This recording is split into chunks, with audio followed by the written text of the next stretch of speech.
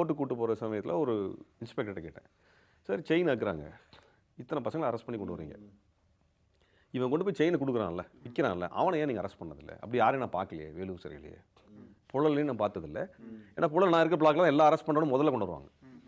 அங்கேயும் அவனையும் பார்த்ததில்லை, இங்கேயும் பார்த்ததில்லை. அது சொன்னாங்க, இது பாதி ஸ்டேட்காரங்க தான் வருவாங்க சார், அவங்கள நான் அரெஸ்ட் பண்ணியிருக்கேன்.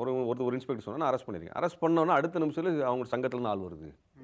அப்புறம் மினிஸ்ட்ரிக்கு ஃபோன் பண்ணி மினிஸ்டர் ஆஃபீஸ்லேருந்து ஃபோன் வருது எனக்கு. அப்புறம் டெல்லியிலேருந்து எனக்கு ஃபோன் வருது. நான் எப்படி சார் பண்ண முடியும்ன்றாங்க.